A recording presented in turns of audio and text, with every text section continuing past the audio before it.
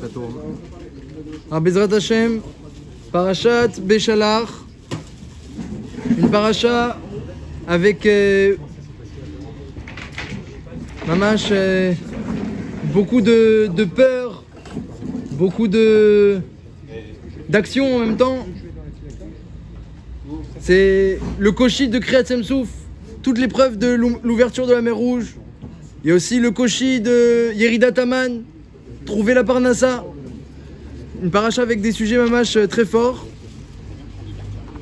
Les Bnei Israël, ils sont devant la mer. Ils sont enfin sortis de Mitzraïm. C'est pas fini. Akadosh Baruch Hu, il a choisi maintenant de les amener devant la mer. Et avec les Mitzrim qui leur courent derrière pour récupérer l'or et l'argent qui leur ont emprunté. Et Bekavana, c'est exprès qu'Hachem il a dit, eh bien emprunter pour que les Mitzrim ils vont courir derrière eux. Et qu'il puisse y avoir le Gmar. Hein, la fin de la sortie d'Égypte, c'est l'ouverture de la mer Rouge. C'est une des raisons pour lesquelles il y a un Yom Tov au début de Pessah et un Yom Tov à la fin de Pessah. Au début de Pessah, le premier Yom Tov, parce que c'était le début de Yetziat Mitzrayim lorsqu'on est sorti de l'Égypte géographique, lorsque Makat Bechorot, que Paro il a dit c'est fini, vous pouvez partir. Mais il y a eu la fin, l'aboutissement, le summum de la Yetziat Mitzrayim, c'est l'ouverture de la mer Rouge. Et on fait Keneged Zeh un dernier Yom Tov le 7e jour de Pessah. Et donc les Bnei Israël ils arrivent devant la mer. Et la mer elle est, eh bien, l'étano, elle est puissante, elle est forte. Derrière eux les Mitzrim, ils ont nulle part où aller. Les montagnes de l'autre côté, de chaque côté, avec des bêtes féroces. Et il y a certains Bnei Israël commencent à se plaindre, d'autres qui commencent à se préparer à combattre, d'autres qui prient. Peut-être que aussi tous ont prié, même ceux qui se sont plaints. Et donc ils vont vers Moshe Rabbeinu. Est-ce que Ami Blien Kevarim, les Kartanou Lamoud de Midbar, il n'y a pas assez de tombeaux en Égypte, hein, l'Égypte, le pays des tombeaux. Il n'y a pas assez de tombeaux en Égypte, tu nous amènes maintenant ici pour que nous enterrer ici. Et Moshe Rabbeinu qui les rassure, Itziatzez-vous maintenant, gardez votre calme, préparez-vous, rien que préparez-vous à voir la Yeshua d'Hachem, préparez-vous. Hachem ilachem lachem, vachen tacharishun, atem tacharishun. Hachem il va combattre, et vous taisez-vous, arrêtez de vous plaindre, arrêtez de rouspéter. Et Moshe Rabbeinu qui se met à prier. Vayomer Hachem el Moshe, matitzak elai. Qu'est-ce que tu pries? Daber el ben Israël veisaou. Parle au ben Israël qu'ils avancent. Et ça c'est quelque chose d'extraordinaire et d'exceptionnel. On n'a jamais vu dans la Torah que Kadosh Baruch Hu il dit qu'est-ce que tu pries? Matitzak elai. En plus Tseaka c'est un des niveaux les plus élevés. Dit le Zohar Kadosh de Tfila. Il y a 10 leshonotes de Tfila comme c'est marqué dans le Midrash. Rabbah. Parashat Vaïtranan. Et un des plus élevés c'est Tseaka. C'est un cri du cœur Tseaka. Et Moshe Rabbeinu l'a crié mais mettre un cri du cœur. Et Akadosh Baruch Hu lui a dit mais qu'est-ce que tu veux? Matitsak elai, Daber el ben Israël veisaou. Ils ont qu'à avancer. Et c'est étonnant de cette dit le Rachaim Akadosh, un Rachaim très connu. C'est étonnant qu'Akadosh Baruch Hu dise que, dans une telle situation de tsara, Akadosh Baruch Hu dit qu'est-ce que tu as à prier? Dit le Rachaim, Aremina metzar karatika. Dans la détresse, je t'appelle Hachem. Et c'est même une marloquette rishonim. Est-ce qu'il y a une mitzvah d'oraita de prier ou seulement une mitzvah d'erabanan? Qui a institué la prière? Est-ce que c'est la Torah qui nous dit de prier chaque jour quotidiennement ou alors c'est Chachamim qui nous dit de prier chaque jour? C'est une marloquette entre le Rambam qui dit que c'est d'oraita de prier chaque jour et le Ramban qui pense que c'est d'erabanan. Ah, les coulées alma, d'après tout le monde, d'après tous les avis, lorsqu'il y a un problème, quelqu'un il a un problème, alors va dire qu'il a une mitzvah d'oraita de prier. Donc là on est en situation de problème, les Bnei Israël ils se mettent à prier. Moshe Rabbeinu écrit. Hachem dit mais qu'est-ce que tu pries? Tout à fait étonnant, dit le Rachaim Akadosh. D'abord les Bnei Israël ils ont qu'à avancer. Voilà, ils sont dans la détresse, ils demandent de l'aide à Hachem, Hachem leur dit d'avancer. C'est assez étonnant.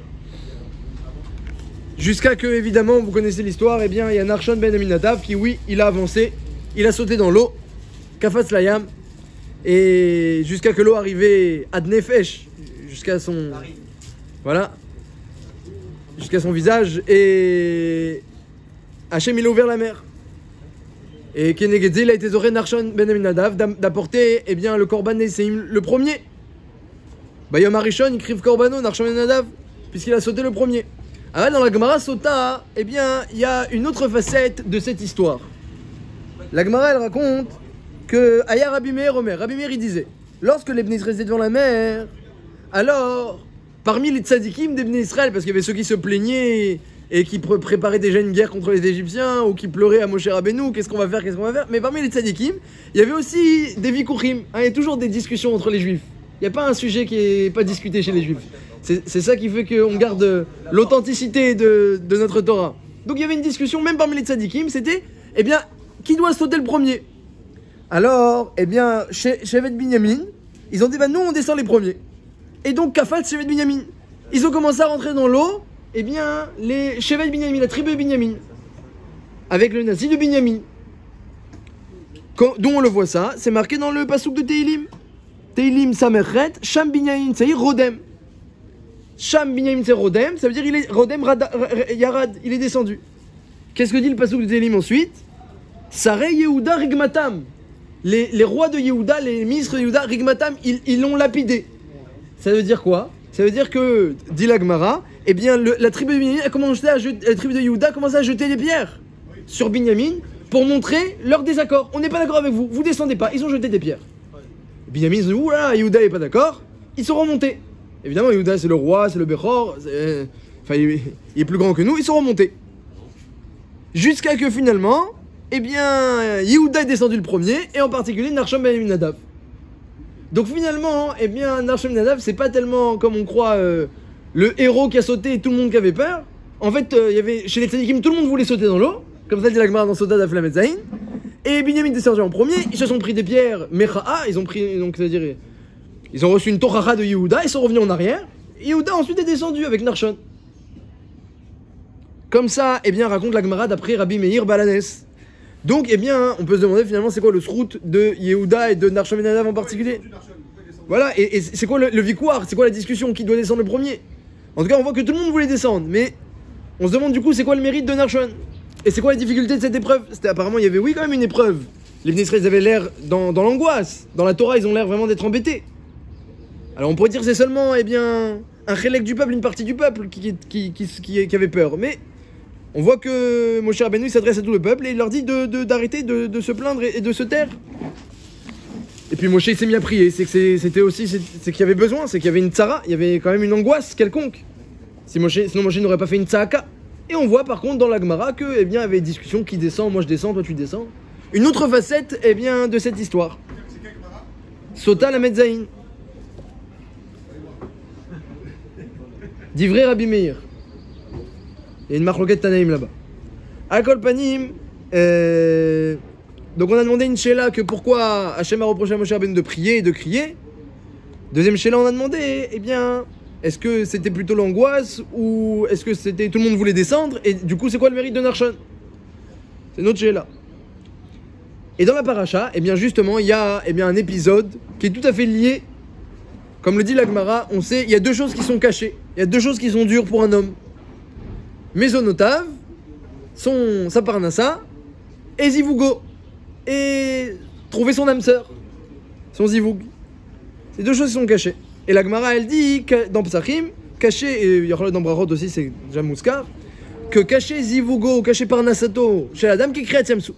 Il y a le fait de trouver sa Parnassa, trouver sa subsistance, eh bien, l'argent, c'est une épreuve qui est comparable à l'ouverture de la mer Rouge, et c'est caché. Donc on voit on voit que la mer Rouge, l'ouverture de la mer Rouge, c'était caché. Mais fourrage Bagmara que la mer Rouge, c'était une épreuve cacha, c'était difficile. Et dans la suite de la paracha Bémet, eh bien on voit la deuxième épreuve qui est aussi cachée que Kriyat Yam Souf, c'est la Parnassa. Voilà que les Bnei Israël, maintenant ils ont traversé la mer, tout s'est bien passé, et maintenant il faut gérer dans le désert un peuple de 600 000 familles. Comment ils vont manger? Alors Akash Borou, il a été Metzavé, il a dit à Moshe Rabbeinu, je leur donnais, eh bien, que tombe du ciel la manne, un pain céleste sur lequel on faisait Amotzi Lechem Min Hashamaim, un pain céleste qui tombait, et il y aura des klalim. Comment il va descendre ce pain-là? Comme c'est marqué dans la Torah, Ze Adava Asher Tiva Hashem, c'est la 6e montée de la paracha de Béchalar, après la mer Rouge. C'est la Ségoula, c'est de le lire demain, Yom Shlishi, le matin avec Shne Mikra et Targum, c'est une Ségoula Yadoua pour la Parnassa. Et pourquoi, c'est quoi cette Ségoula? C'est parce que justement, dans ce texte-là, il y a tous les secrets de la Parnassa, la difficulté de la Parnassa, les secrets de la Parnassa sont marqués dans ce texte.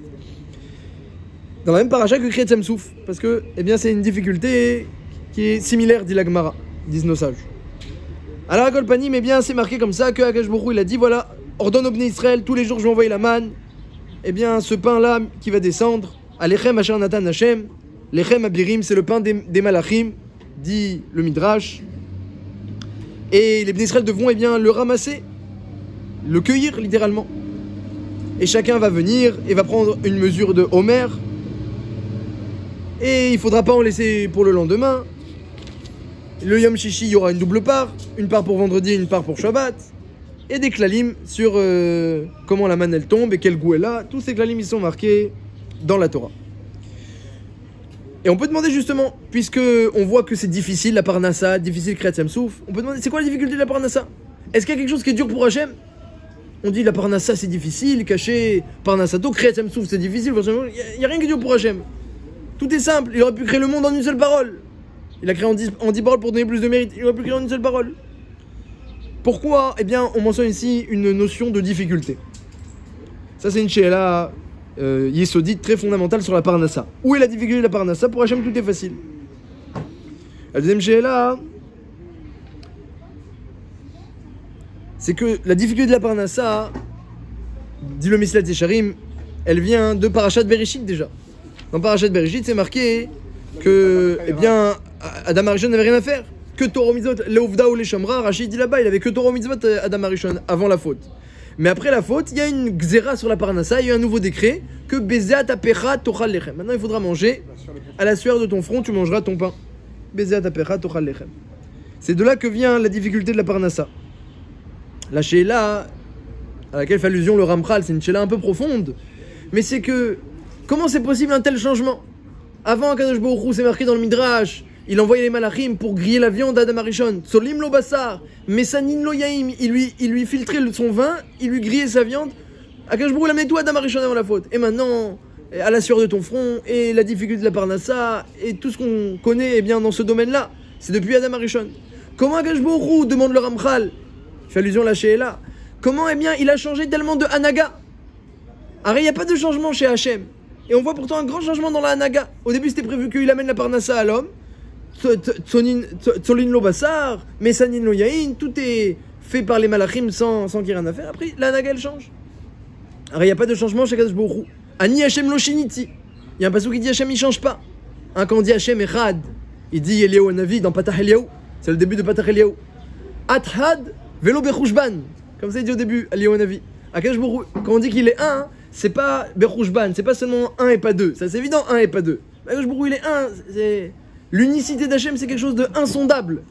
C'est-à-dire que kulo echad, kulo tov, il n'y a pas de facettes, il n'y a pas de changement, il n'y a pas de situation, il n'y a pas de diversité, de diversification. C'est l'unité la plus profonde. Et ça, c'est une notion profonde, la Ardout d'Akadosh Baruch Hu. C'est pour ça qu'on dit, quand il y a quelque chose de mal qui arrive, Gamzul et Tova, qu'Hachem il fait tout pour le bien, parce que dire qu'il y a deux choses, le bien et le mal, eh bien ça manque d'unicité chez Akadosh Baruch Hu, Chafé Shalom. Donc on sait que tout est pour le bien.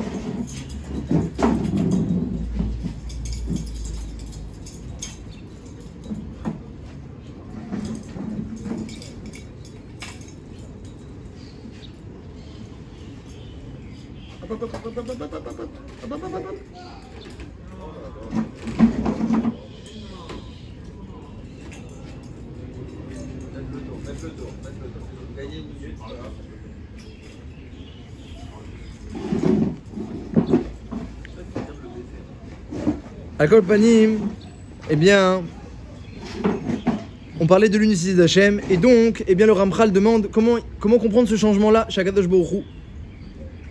Eh bien, le Ramchal dit qu'il n'y a eu aucun changement chez Akadosh Baruch Hu. Il n'y a aucun changement. C'est juste la forme extérieure qui a changé, mais chez Akadosh Baruch Hu, il n'y a aucun changement. Il faudra comprendre. Pourtant, eh bien, la facette de la parnassa, depuis la première faute, elle a l'air d'avoir beaucoup changé. À part ça, il y a aussi une she'ela sur la difficulté de la manne. A priori, quand on lit le texte, on voit la difficulté de la manne, c'était une épreuve de Emouna. C'est marqué qu'il y avait une épreuve, Anasenu. Il va nous mettre à l'épreuve à Akadosh Baruch Hu par la manne. Est-ce que vous allez en laisser pour le lendemain? Est-ce que vous allez en prendre beaucoup alors que j'ai dit que la quantité c'était un homer? Est-ce que vous allez venir le ramasser le Shabbat alors qu'il y a un Issur Otsa'a? Et que Moshe Rabbeinu a prévenu qu'il y aurait une part double, a dit qu'il y aurait une part double la veille. Donc il y avait une épreuve de Emouna dans la manne, une épreuve claire de Emouna. Mais pourtant, eh bien dans la Torah c'est marqué que cette chose-là dit Hachem, je vous l'ai ordonné, Anasenu, je vous l'ai ordonné. Ineni mamtir lachem, lechem min hashamayim, leman Anasenu ayeler betorati imlo. Je vous l'ai ordonné afin de vous tester, Anasenu. Est-ce que vous allez marcher dans la Torah, oui ou non? Est-ce que vous allez marcher dans la Torah, oui ou non? Je n'ai pas compris en quoi tu dis qu'il y a une preuve de Emouna dans la manne. Comme ça, il dit, le Kli Yakar, il dit que toutes les preuves de la manne, c'est une épreuve de Emouna. Comme ça, il dit le Kli Yakar. Il le voit des psukim. Il le voit des psukim. Il voit par exemple ne pas en laisser pour le lendemain. Pourquoi tu voudrais en laisser le lendemain? Parce que tu dis, mais comment je vais manger demain? Et toi, et Moshe, il a dit de ne pas en laisser. Demain, on verra. Donc il y avait une épreuve de Emouna. Chaque jour suffit à peine. Tu ne pouvais pas en garder. Le soir, il n'y avait plus rien. Donc il y avait quand même une inquiétude. Et c'était pas si simple de la trouver. Il y en a qui l'a trouvé à côté, il y en a qui l'a trouvé plus loin. Il y avait une épreuve. On a vu dans la paracha de Bo où Hachem il était content qu'il n'avait même pas pris de provision tellement qu'il avait une Emouna à 100% vers Hachem. Exactement, voilà. Parnassa, c'est toujours une épreuve d'Emouna, Beikaron. Même de nos jours, c'est toujours une épreuve d'Emouna, la Parnassa.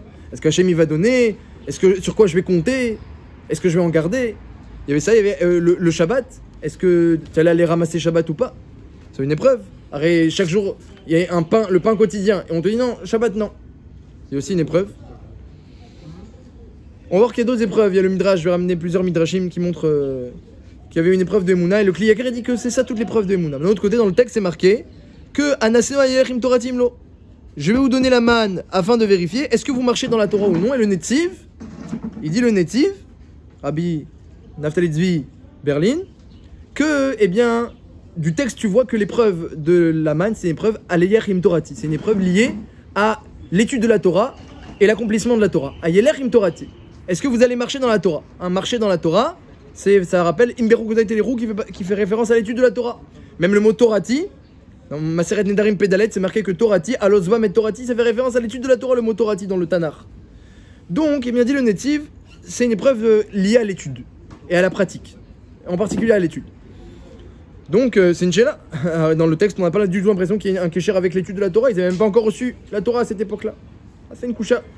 Qui a entre le texte, qui a l'air de dire quelque chose, et entre eh bien, les halachot de la manne qui ont l'air de dire que c'est lié à la Emouna, comme il dit le Kli Yakar. Donc, quelle est l'épreuve de la manne? Alors, le Mishnah Berurah, il dit quelque chose de très intéressant. Là-bas, il y a un siman dans le Mishnah Berurah dans lequel il parle de la mitzvah d'étudier la Torah pour les balais bâtim, pour les gens qui travaillent. C'est le siman Kuf Nun E.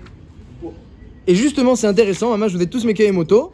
Le siman s'appelle fixer une étude après la tfila. Donc le Shulchan Aruch déjà, il avait compris que quand il y a une difficulté de parnassa, qu'il faut aller travailler, alors le secret c'est que, de même que ta tfila elle est kavua, elle est fixe, et bien que ton étude, tu la fasses rentrer dans la fixité de ta tfila. Donc, tu vas au Beth Midrash, Arar She'etzem Beth Knesset, dès que tu as fini ta tfila, il est au Beth Midrash, tu te mets à étudier. Alors à l'époque, c'était même pas au même endroit, il fallait changer, mais fais en sorte d'y aller immédiatement. Vekva et l'ilmod, et il faut que ce et il soit kavua, bayom ou balayla, shnimar vagita bayom balayla. Et le Mishnah Berurah, il ramène que malheureusement, cette mitzvah d'étudier la Torah et de fixer un moment d'étude le jour et un fixé moment d'étude le soir, il faut être makpid sur les deux.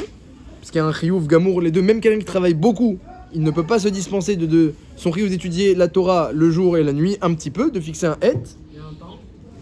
Eh bien, kol echad lefi kocho, dit le Ran. On est chayav d'étudier kol echad lefi kocho. Si quelqu'un ne pouvait plus, s'il a fait moins, c'est un chisaron. Si on peut étudier le matin plutôt que le soir, c'est... On est chayav d'étudier le jour et le soir. Ouais, on est chayav. Si une fois il y a un empêchement le soir, alors on a le droit de rattraper le matin. Mais ça ne va pas être kavua. On voit dans la Gemara, il y a eu un rave, une fois il a eu un empêchement, un rave, et il a été lové, il a dit écoute, j'étudie pas, et le lendemain il a remboursé. Il a étudié double. Mais c'était ponctuel. Parce que la Torah elle a dit Beikaron, la Torah elle doit nous accompagner le jour et la nuit. Et combien il est rachouv le limoud de la nuit? Combien il est rachouv? Wow. Le Rambam, il est mafli, il dit qu'un homme il ne s'approche de la chorma que pendant ce qu'il étudie la nuit. Que la nuit n'a été créée, dit le Midrash, l'eau ivra leila, la nuit n'a été créée que pour les girsa, la Gemara le rapporte. Et Chut Shel Chesed, celui qui étudie la nuit, il y a Chut Shel Chesed, il y a une grâce d'Hachem qui lui vient sur son visage et il trouve grâce aux yeux de tous pendant la journée. Version. Et celui qui étudie pas la nuit, eh bien, Dleka, il a des incendies chez lui, Chas Shalom. Oh là là. Ouais. Moi, je me rappelle quand j'étais à Paris, eh bien, j'ai eu 3 incendies. Et c'était une époque où ça se couchait très tard, le soleil se couchait tard, la shkia était très tard, comme ça à 10h, 10h30 des fois. La shkia, des fois, elle est à 10h30 à Paris. Et donc, moi, j'étudiais toute la journée jusqu'à tard. Et après, je rentrais chez moi à 9h30, 10h. Et toute la journée, j'étais à l'Yeshiva. Alors, je pouvais pas, quand je rentrais à la maison, j'étais marié. On dit quoi à notre femme alors? Voilà, alors voilà, je pouvais plus maintenant. Il y avait pas de Tana. Tu étudies toute la journée jusqu'à 9h30, 10h. Tu rentres tard le soir, je t'ai rien. Alors, moi, le soir. Et j'ai eu plusieurs incendies. Et je me rappelle que je suis parti voir le Rosh Yeshiva. Et je lui ai raconté mes histoires d'incendie. Il m'a dit, mais tu étudies la nuit? Moi, je connaissais pas la Gemara dans les Darim. Mais Fourechet, ceux qui étudient pas la nuit, il a des incendies. 3 incendies avec les pompiers et tout. Bon, j'ai aucun dommage, mais peur. Et de la fumée dans toute la rue, maman, je quitte lo human. C'était en préparant Shabbat. À chaque fois, ma femme préparait Shabbat et elle s'endormait. Et on sait pas pourquoi. Et après, alors je suis parti au régime, il m'a dit, mais tu étudies la nuit? Et je lui ai dit, bah non, pas vraiment. Je rentre tard, c'est de la shkia et tard, etc. Il dit, bah, c'est une grande Fourechet. Alors du coup, j'ai changé mon emploi du temps. Et je me suis mis à étudier la nuit et évidemment, ça s'est jamais reproduit. On dort plus. Non, ça s'est reproduit. Donc en tout cas, l'étude de la nuit, il est kolka chajouv, il faut pas s'en passer. Alcool panim, eh bien, donc, dit le Mishnah Berurah, malheureusement, eh bien, beaucoup de gens sont pas conscients de la mitzvah d'étudier, que la mitzvah d'étudier c'est une obligation. Les gens pensent que la mitzvah d'étudier, si tu peux t'étudier, si tu peux pas t'étudies pas. C'est pas comme la tfila. Frère le Shulchan Aruch, il a mis l'étude dans le siman de la tfila pour ceux qui travaillent, pour leur faire comprendre que les deux doivent être fixes. De même que quand tu travailles, tu sais que tu vas pas rater Sharit Mitra Ravit Chas Veshalom, et bien pareil, tu vas pas rater ton étude Chas Veshalom. Et Mishnah Berurah dit que malheureusement les gens sont pas conscients du Godel Chiyuv chez Yeshalehem, ils sont pas conscients qu'ils sont rêves d'étudier. Ils parlent au Baalei Batim, le Mishnah Berurah, aux gens qui travaillent. Et alors ils sont pas conscients qu'ils sont rêves d'étudier, ils sont pas conscients ce qu'Hachem il dit. Ani mevater, dit Hachem, il ramène la Gemara. Al avoda zara, quel est la je mevater. Al gilou yarayot, il fait gilou yarayot, je mevater. Al firou damim, je mevater. Aval an l'homme vater al bitul Torah. Quelqu'un qui peut étudier qui n'étudie pas. Comme ça, c'est marqué dans Chazal, dans les Yerushalmi Maseret PA, comme ça Mishnah Berurah il ramène dans le bureau Halacha. Et il ramène dans le Midrash Mishlei qui dit que Amar Rabbi Ishmael, Bour et Kamakaché Yamadin, viens voir combien il dure le jour du jugement. Que va venir quelqu'un qui dit, moi je suis Baki Bechumash, Chumash, Rashi, les parashiot, etc. Alors Akash Baruch Hu veut dire, mais tu as étudié le chasse, les Mishnayot? Il dit non. Miyad, Akash Baruch Hu se tourne de lui, les Malachim Zarim et il attrape, etc. Comme ça raconte le Midrash Mishlei que rapporte le Mishnah Berurah. Alors après, vient un autre qui dit, moi j'ai étudié le Chumash et les Mishnayot. Alors que je vous redis, mon fils, pourquoi tu as étudié que 2 ou 3 Seder? Tu as étudié Moed, tu as étudié Nezikin, tu as étudié Moed, tu as étudié Nezikin, et tu n'as pas étudié Taharot. Pourquoi tu n'as pas étudié Taharot? Tu aurais su que c'est Tahor, il y a Enmal Larchosh. Alors pourquoi tu avais du Taharot? Alors, il lui répond, il lui répond pas, mais il m'a dit non, répond pas. Il reste bouche bée, et pareil, au suivant. Alors vient un autre qui dit qu'il a étudié tous les Zdarim. Il dit Hachem, mais mon fils, pourquoi t'as pas étudié Torah de Kohanim? Le Midrash sur les Korbanot. Alors là, il reste bouche bée. Les Korbanot, il n'a pas pensé qu'il avait étudié le Midrash sur les Korbanot. Et un qui a étudié le Midrash sur les Korbanot, et les Shadz de Misha, mais il a pas fait Chumash. Hachem dit, pourquoi t'as pas fait Chumash? Comment un Chumash? Il y a des mitzvot rachouas dans le Chumash, tu aurais dû étudier aussi Chumash. Même quelqu'un qui a étudié avec Mara, on le reproche pas qu'il a pas essayé d'étudier le Chumash. Et vient un autre qui a étudié le Chumash, les Mishnayot. Il veut dire Hachem, mais le Moussar, la Haggadah, tu n'as pas étudié la Haggadah? Il faut étudier la Haggadah aussi. Il a oublié ce chélek là, hein, le chélek des Sipurim de la Gemara. C'est très hachir les Sipurim de la Gemara. Le Gaon il dit, le Gaon de Vilna il dit, c'est très, il y a dans le chélek d'Haggadot, il y a encore plus de sodot que dans le chélek du Niglé, de Halachot. Donc c'est très hachir les Sipurim de la Gemara. T'as pas étudié ce chélek là? Et pourquoi tu n'as pas étudié Sitré Merkava? T'as pas étudié le Zohar? Alors évidemment, ça c'est après, mais il faut avoir aussi cette ambition-là. Et c'est marqué dans le Midrash qu'on lui demandera, et si ça. Tout à fait étonnant. Un Midrash comme ça pour le Mishnah Berurah, pour les Baalei Batim, il dit. Très très motivant. Il dit que le Mishnah Berurah, que, eh bien, il raconte ça pour eh bien, et Mézarès, que chacun doit penser qu'il a, oui, cette obligation. Et bien que Rabbi Tarfon, il a dit à la fin de Maseret, du Perek V de Maseret Avot, Lo alecha amelacha ligmor, tu n'as pas sur toi une obligation concrète. Commencez. Voilà, une obligation concrète, ligmor, de tout finir. Aval iata ben chorin les patamuna. Mais tu peux pas dire, moi je suis bateau. Moi, ptarot, non, octine, non, c'est pas pour moi. Tu peux pas dire que je suis bateau.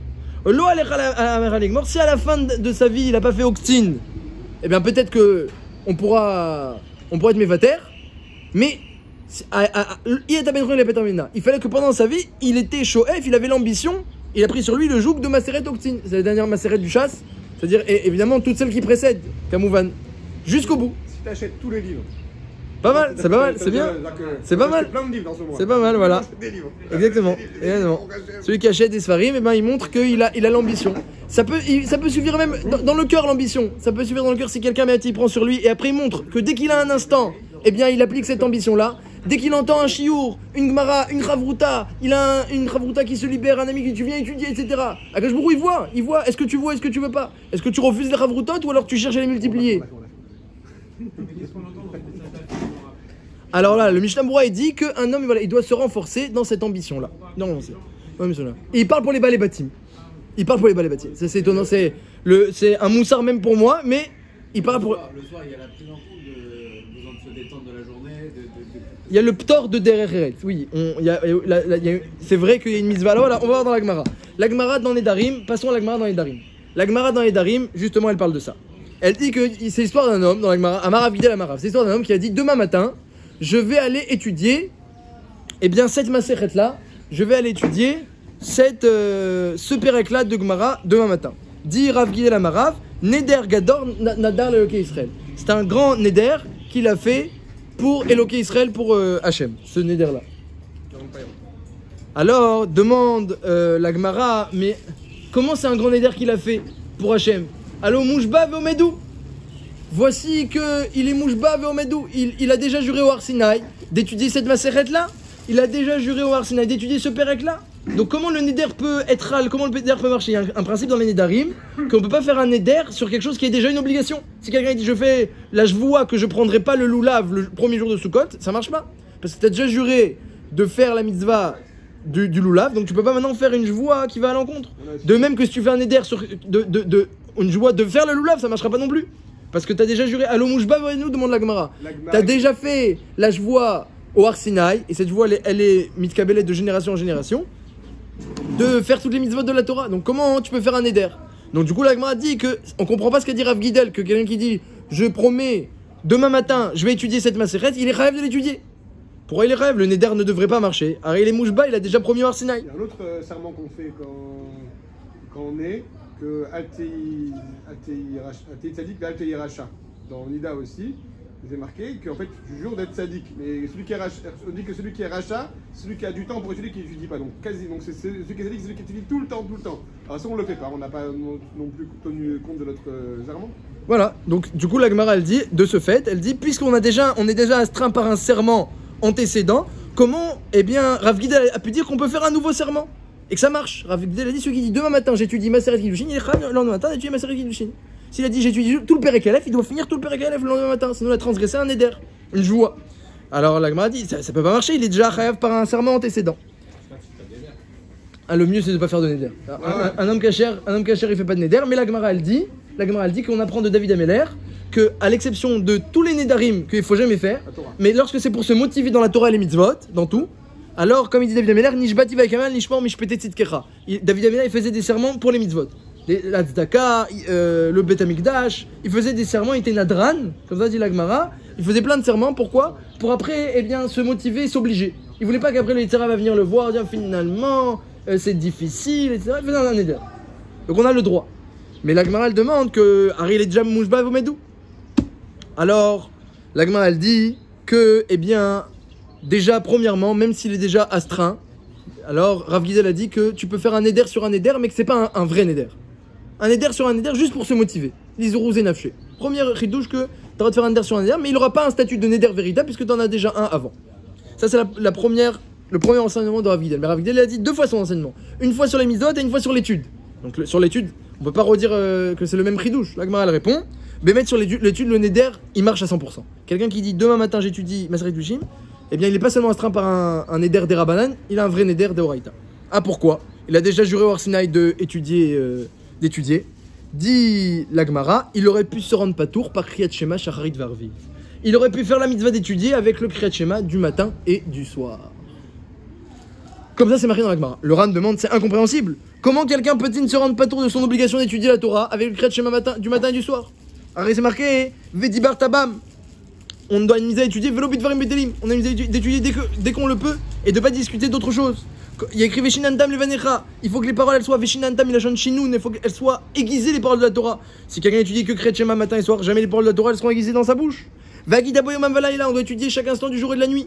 Kefi Koro. Comme ça il dit le Ran. Et ce Ran là que je suis en train de lire, il est rapporté dans le Shulchan Arour, dans le Bet Yosef. Siman Memzaïm, dans la mitzvah d'étudier la Torah là-bas dans Birchot Torah, le Bet Yosef le ramène.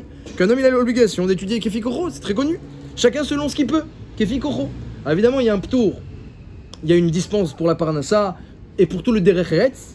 De façon générale, parce que Derech Eretz kadma la Torah. Donc lorsque quelqu'un il a une obligation de Derech Eretz, ça va passer avant son étude. Mais en dehors de ça, il est rêve d'étudier. Comment le Kriyat Shema pourrait suffire, demande le Ran. Il rêve d'étudier. Plus, en quantité et en qualité. Ça ne suffit pas le Kriyat Shema du matin et du soir. Pour deux raisons. La quantité et même pour la qualité. Et le reste alors. Répond le Ran. Alors, le Ran il dit, on va voir la réponse du Ritva. Parce que le Ran, elle est un peu compliquée sa réponse. Le Ran, il donne une réponse technique dans Nedarim, que le Neder il peut marcher malgré tout, que Bémet Lolam il est chayav d'étudier la Torah, mais le Neder il marche parce que son chiyuv il n'est pas mefourage Batorah. C'est un chiyuv technique, mais le Ritva il répond une réponse qui est plus mitkabelet. Il dit le Ritva qu'on parle de quelqu'un qui devait travailler ce jour-là. Quelqu'un il avait une obligation de travailler ce jour-là pour sa parnassa. Et il pouvait pas se passer de cette obligation-là. Il était obligé d'aller travailler ce jour-là. Donc, quand quelqu'un il a une telle obligation de Derech qu'il doit travailler et c'est pour sa subsistance, va dire qu'il est pas tour de étude de la Torah. Il n'y a que le Kriyat Shema du matin et du soir, là il n'est pas dispensé. Même si quelqu'un il est bien dans une grosse difficulté financière et qu'il doit vraiment travailler, mais Kriyat Shema il peut pas s'en dispenser. Et grâce à ça, il sera quitte de l'étude de la Torah. La mitzvah d'étudier, puisque Kriyat Shema c'est un morceau de la Torah. Dit le Ritva, donc une telle personne qui était obligée de travailler ce jour-là et qui fait le Neder d'étudier malgré tout, son Neder il va marcher. Mais si ce n'est cette personne-là, si quelqu'un de nous, parmi nous, qui n'a pas une telle obligation d'étudier ce jour-là indispensable, fait le Neder, tiens tout à l'heure je vais étudier tel Perek de Mishnah, et il n'est pas complètement surbooké par son travail, eh bien le Neder ne marchera pas.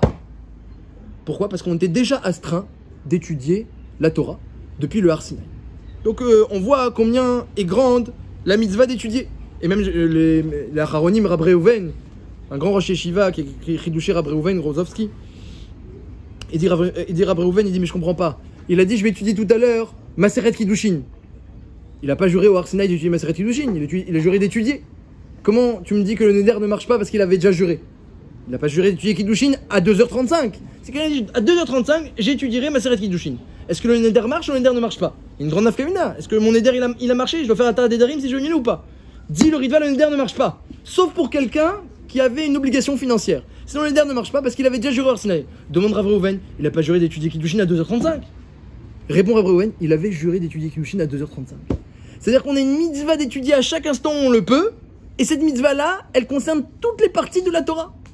C'est-à-dire on est astreint d'étudier toute la Torah, Bechol Rega Verega. On n'est pas astreint d'étudier juste que cette partie-là ou cette partie-là. Toute la Torah nous incombe dans l'étude. À chaque instant de notre vie, on est chayav d'étudier la Torah, Bechol Rega Verega. Comme ça répond Reb Reuven, Atke d'écart que le Neder, si on fait un Neder, je promets que tout à l'heure j'étudie le Sifra et le Sifri, ça marche pas. Parce que j'ai déjà juré au Har Sinaï d'étudier tout à l'heure le Sifra et le Sifri. Alors évidemment qu'on peut pas étudier tout en même temps. On commence par Maseret Betza. On commence par un endroit. Mais quand on commence par Betza, c'est pas juste Betza. C'est une page de Gemara pour accomplir ma mitzvah d'étudier toute la Torah Kula. Cette page-là, c'est l'ouverture, l'accès pour toute la Torah. Donc un homme, il doit sentir de le Mishnah Brura, et il dit ça même pour les Balei Batim, il doit sentir qu'il est shayar, il est lié à toute la Torah Kula. Et quand il étudie une partie de la Torah, c'est parce qu'il est astreint d'étudier toute la Torah Kula. Et quelqu'un qui a dans sa tête cette ambition, et qui prend sur lui cette obligation, alors même si Bassof, il n'a pas réussi à tout étudier, mais, eh bien, il y a de ça et des chova. Grâce à ça, il sera quitte parce qu'il a pris sur lui. Le mec, il a pris sur lui. Et c'est un combat tout le monde. Ce hall, ce joug. Il y a certains qui pourront le prendre plus et qui pourront le prendre moins. Et donc là, maintenant, on va arriver, au bitaron de la parachute à Shavua. On va arriver au sujet essentiel de la paracha. Dit Rabbi Shimon Bar Yochai dans la Mechilta, c'est une Mechilta qui est ramenée ici. Dit Rabbi Shimon Bar Yochai, eh bien, la Torah ne peut être étudiée que par celui qui mange la manne. La Torah ne peut être étudiée que par celui qui mange la manne. Pourquoi? Ben, on le voit. Akash Baruch Hu, il a donné la manne aux Bnei Israël pour pouvoir leur donner la Torah. D'abord, il a donné la manne en premier, on a dit. Ensuite, il leur a donné la Torah. Tu vois qu'ils ne pouvaient pas recevoir la Torah sans recevoir la manne. Voilà les paroles de Rabbi Shimon Bar Yochai. Tout à fait, eh bien, obscures. Pourquoi il faut manger la manne pour recevoir la Torah? Et en fait, comme on l'a dit, la manne, il y a une vraie épreuve de Emouna. Hein, c'est marqué que la manne, un exemple d'épreuve de Emouna, elle tombait devant, alors pour les tzadikim, devant chez eux, un peu plus loin pour les Bénonim, mais très loin pour les Réchaïm. Elle tombait et elle mesurait combien la manne? 60 amotes de haut, c'est marqué. Et si un homme y ramassait toute sa part, il avait pour 1000 ans de Parnassa. Et avec ça, il voyait tout ça, il n'avait pas le droit d'en laisser pour le lendemain. Il voyait ce shefa d'Akadosh Baruch Hu énorme pour lui. On lui dit, mais attends, tu prends qu'un Homer, hein. Tu prends qu'un Homer, Asiri Taefa, hein, la quantité de, du shiur chala. Bémet, on apprend de là le shiur chala. Donc tu prends le shiur pour faire le pain à la maison, et c'est tout. Et c'est tout. Et demain pour demain, t'en laisses pas. Et demain, à chaque fois, une nouvelle épreuve. Et demain, à quelle heure je vais avoir, et où je vais trouver, etc.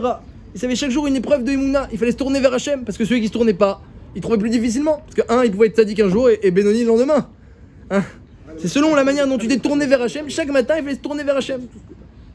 Une épreuve de Emouna, une fois le Briskerov, il donnait au Avrechim, il donnait la Milga, il donnait la paye du kollel, le Briskerov, il donnait chaque Erev Rosh Chodesh. Donc il acceptait Erev Rosh Chodesh, il s'arrêtait un peu de son étude, il acceptait que les donateurs viennent, les gens viennent faire la tzedaka, donnent pour le kollel du Briskerov, Rabbi Tzrak Zev Soloveitchik, et donc il devait s'arrêter un petit peu pour recevoir les donateurs et ensuite distribuer la paye à chacun.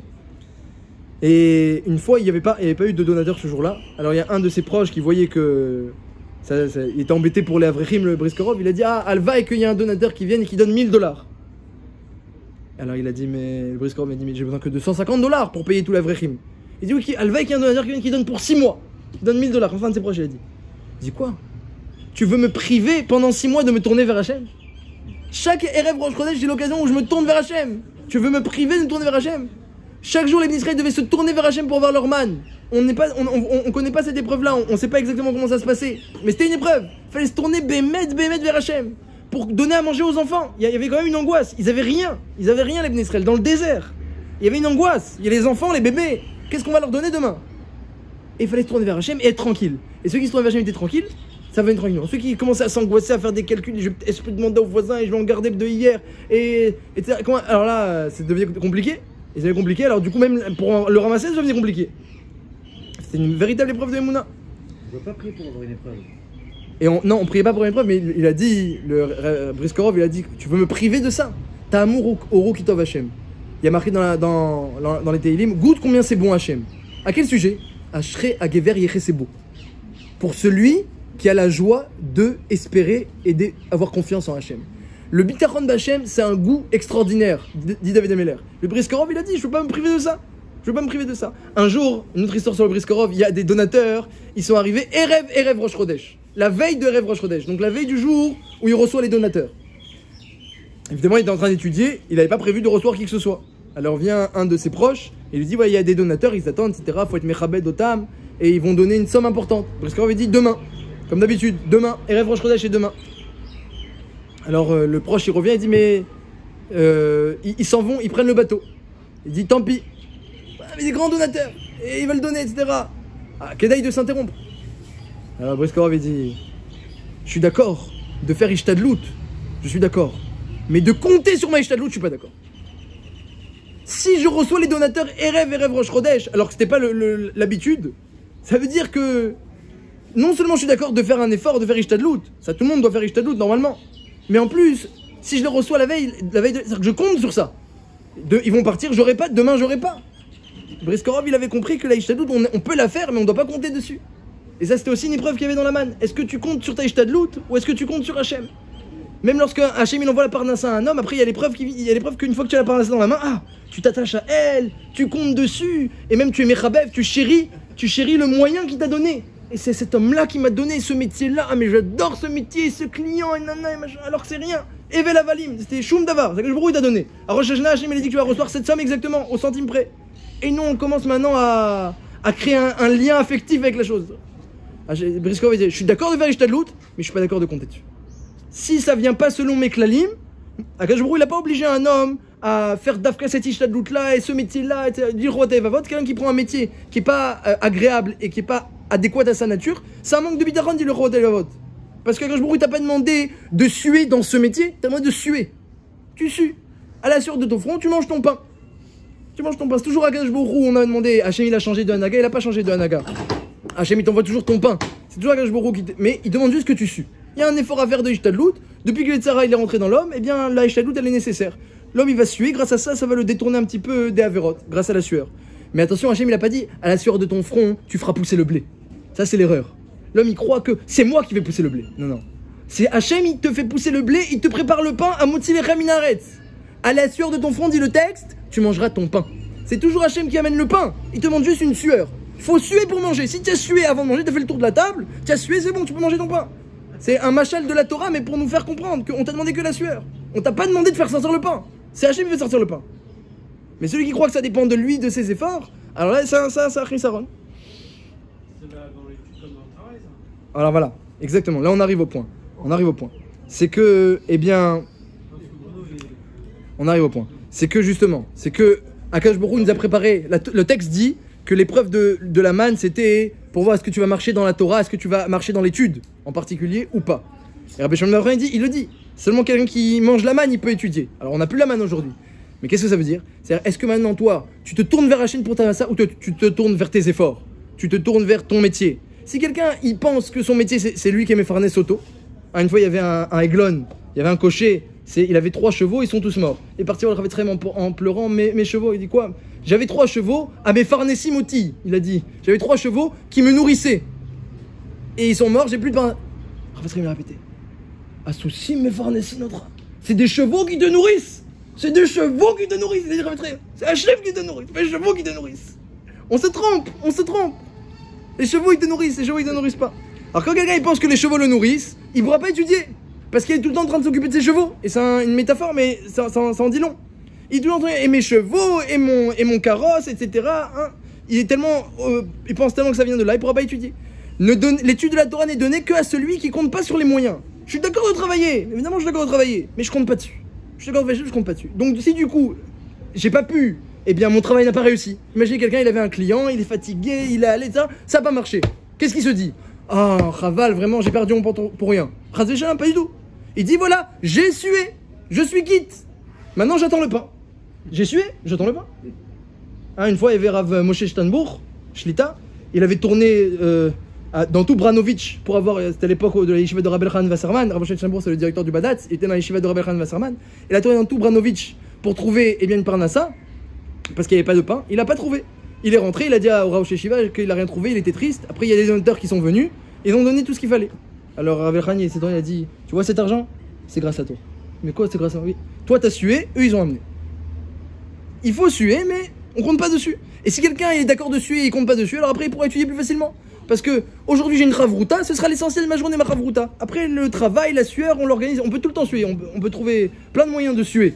Mais quand quelqu'un, il a émounas particulièrement dans ses chevaux, alors là, non, il va mettre de côté la chavruta, elle passera après les chevaux. Elle pourra pas être l'essentiel. Donc pour revenir maintenant à notre sujet, et pour répondre à toutes les questions, ce qui est difficile dans la parnassa, Akadosh Baruch Hu il amène toujours le pain. Alors pourquoi c'est caché la parnassa comme Kriyat Yam-Souf? Ce qui est caché dans la parnassa, eh bien c'est d'avoir le mérite de voir Hachem, d'avoir le mérite que cette parnassa elle nous arrive. Depuis Adam Arishon, Akadosh Baruch Hu il a décidé de se cacher. Il n'a pas changé sa naga, c'est toujours lui qui amène le pain, mais il ne nous montre plus. Alors comment on fait puisqu'il ne montre plus? Alors il y a 2 manières. Ou toi tu te renforces et tu arrives à avoir la émouna que c'est lui, et à ce moment-là, eh bien c'est bon, il va te montrer. Puisque il n'y a plus aucune raison de le cacher, tu l'as révélé en toi. Ou alors tu travailles tellement que tu vas croire que c'est grâce à ton travail. Et à ce moment-là, ben, la Xéra elle a marché, Akadosh Baruch Hu c'est caché. L'essentiel c'est qu'Hachem il est caché. Dans ce Olam qui s'appelle Olam qui veut dire caché, Hachem il est caché. Depuis la première faute. Et donc, eh bien, ça c'est la Xéra, elle n'a pas changé la Hanaga, Akadosh Baruch Hu n'a pas changé sa conduite. C'est toujours lui qui décide et qui amène la Parnassa à Motsilechem Minaretz. Mais maintenant c'est caché. Maintenant c'est caché, donc il faut faire un effort pour pouvoir faire dépendre la parnassa de cet effort-là, comme ça dit Rav Dessler. Si tu as Emouna, alors tu peux te dispenser de l'effort. parce que tu as déjà révélé dans ton cœur que ça amène, que Hachem l'amène à la parnassa. Sinon, il faudra travailler plus, jusqu'à que tu puisses avoir une raison suffisante de recevoir ta parnassa. Et c'est ça le koshi. Le koshi, c'est que, eh bien souvent, un homme il a besoin de beaucoup de parnassa, il a besoin de beaucoup de nissim, et c'est difficile, et il mérite pas, et il a pas assez travaillé, et donc, eh bien, Akadosh Baruch Hu peut pas lui envoyer quelque part. Mais si quelqu'un il révèle dans son cœur que c'est Hachem qui lui amène, et c'est clair pour lui, comme l'histoire d'un autre Eglon, il a entendu une dracha sur le bitaron du Al-Shir HaKadosh, un cocher, et le Al-Shir il a dit mais il n'y a pas besoin de travailler, Akadosh Baruch Hu, il a pas changé sa conduite, c'est lui qui amène le pain, ça n'a pas changé. Et si quelqu'un il a Emouna, et il révèle ça dans son cœur, eh bien il n'y a pas besoin de travailler. Et le Eglon il a entendu ça, que le Al-Shir il a dit il y a besoin de travailler, il a vendu son carrosse, il a vendu ses chevaux, il est parti faire Teilim. Et il a vendu son cheval à des ganavim, des voleurs. Et ils ont volé un gros butin, et ils se sont fait tuer. Et le cheval il est revenu chez le Eglon parce qu'il avait l'habitude de revenir chez lui avec le gros trésor. Et il a pas, comme c'était des goïms, il a même pas eu besoin de faire un Shavat Aveda, il a rendu ça. Les Talmidim ils ont entendu le Sipour. Ils sont pas allés voir les Talmidim du Al-Shir. Et ils ont dit au Al-Shir, mais pourquoi nous on fait des efforts de bitachon et on notre parnassa est difficile. Et lui le Eglon il a un trésor qui lui revient comme ça tout naturellement. Il y a une grande différence entre vous deux. C'est que vous faites des efforts de bitachon, lui il croit. Vous faites des efforts pour croire, lui il croit. Si la chose elle est claire dans ton cœur, alors la parnassa elle arrive. Si c'est pas clair, s'il faut faire un effort pour croire, c'est pas sûr, t'as pas décidé de croire. Il y a encore des questions, c'est pas simple. Et peut-être, et qui a dit que Hachem il voudra, et qui a dit que Hachem il fera, et comment il va faire Hachem. Tant qu'il y a des questions, alors il n'a rien mis. S'il y a des questions, alors les questions vont rester. Mais s'il n'y a pas de questions, parce que Hachem c'est la solution à tout, c'est la réponse à tout. Mais il n'a pas de question, rien qui croit. Il croit. Et mon Pshuta. Et les Bnei Israël, ils n'avaient pas devant la mer. Pas plus que toi. Ils n'avaient pas, on va finir avec ça, les Bnei Israël devant la mer, ils n'avaient pas cette émouna là. Et donc la mer ne pouvait pas s'ouvrir. Binyamin, ils sont descendus, ils se sont reçus des pierres. Pourquoi Binyamin, ils sont descendus? Pas à Alménade que la mer elle s'ouvre. Ils sont descendus à Alménade de mourir. Mais c'est Nefesh, comme ça dit Raphaël Choulevitz. Ils ont dit on va sauter dans la mer. Hachem l'a dit, veille ça où avancer, on avance. Yehuda a envoyé des pierres. Ils ont dit non. Hachem il veut pas qu'on avance pour se sacrifier pour lui. Ils vont qu'on avance avec la émouna que la mer elle va s'ouvrir. Alors du coup tout le monde a reculé. Mais qui c'est qui a assez de émouna pour avancer dans l'eau en étant sûr que l'eau va s'ouvrir? Ça c'est Narshon. C'est ça le mérite de Narshon et de Nadav. Il a une émouna pshuta que la mer elle va s'ouvrir. Binyamin ils sont descendus sans émouna. Ils sont descendus parce que c'est les tzadikim. On saute dans l'eau pour Hachem, même pour mourir. Yehuda a dit c'est pas ça qu'Hachem il demande. D'abord el ben Israël veille Saou. Il demande d'avoir assez de émouna pour que la mer elle s'ouvre. Celui qui a assez de émouna peut mettre la mer elle s'ouvre. Celui qui n'a pas assez, alors il va se sacrifier. Mais c'est pas ça qu'Hachem il a demandé. Donc c'est ça toute l'épreuve de la paracha de cette semaine. Il n'y a aucune difficulté chez Hachem. La difficulté, elle est chez nous. Est-ce que tu crois ou est-ce que tu crois pas? Est-ce que tu as des questions ou est-ce que, au-delà des questions, ta émouna elle est encore plus forte que toutes les questions? Celui dont la émouna elle est encore plus forte que toutes les questions, alors Bémet, il a des nissim et du coup il peut étudier la Torah pleinement. Il a plus de difficulté pour étudier la Torah. Parce que l'essentiel c'est son étude et après tout le reste, eh bien, ce sera des efforts sur lesquels de toute façon je compte pas, juste pour être quitte de la xéra de suer, eh bien je les ferai lorsque j'aurai le temps. Qui a dit qu'il faut suer spécialement entre cette heure-là et cette heure-là. Moi je suerai entre cette heure-là et cette heure-là. Selon mes ravroutot, je fixerai eh bien, mon emploi du temps de mon travail. Donc celui qui mange la manne comme ça, c'est évident qu'il pourra grandir dans la Torah.